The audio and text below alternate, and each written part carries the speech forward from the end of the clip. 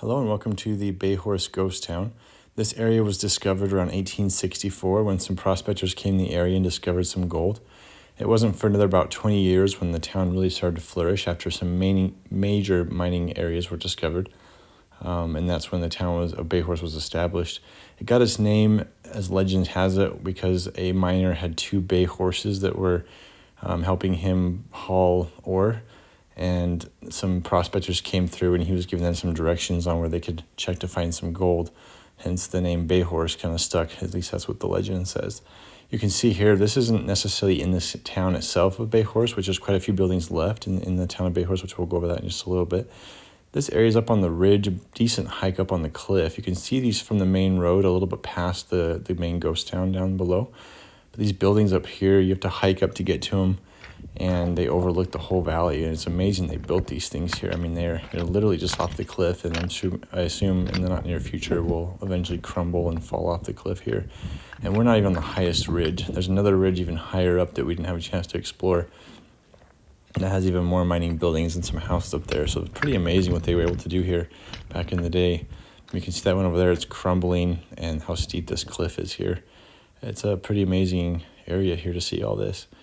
The next ridge up would have actually been towards the top of the whole mountain, and that's where they have some more houses and mining buildings that these big ropes you can see down the left of that building will go up to.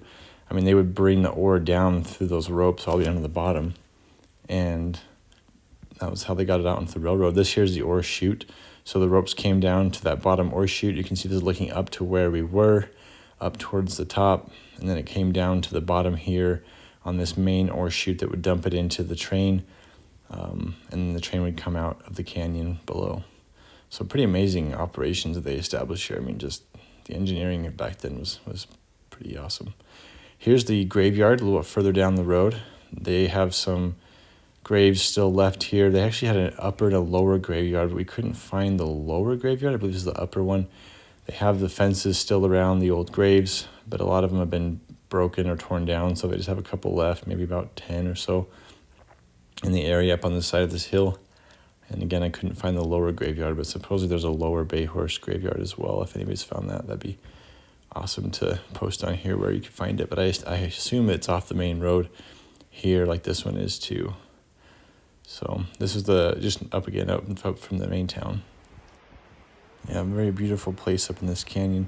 So eventually in 1880s, the town was established, and it lasted up until about 1915.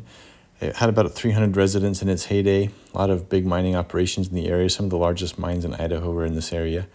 It was mined up until about 1968, but the town itself dwindled in about 1915. The actual kilns that you'll see here in a minute dwindled in about 1889 and were abandoned.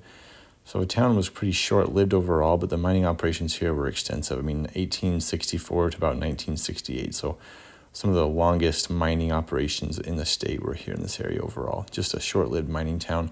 The town itself burned down. I think it was in the early 1900s. That kind of caused a lot of residents to leave.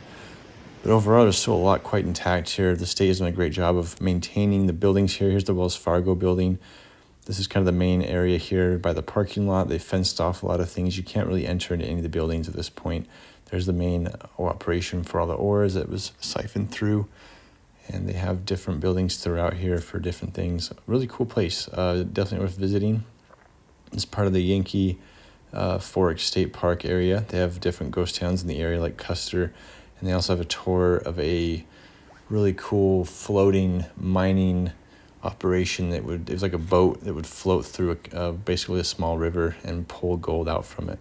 So you can tour that as well. That's a really cool place along this whole area, but we didn't have a chance to see that today. So here's the ghost town of Bayhorse, including the saloon here and some other buildings. Thanks for watching.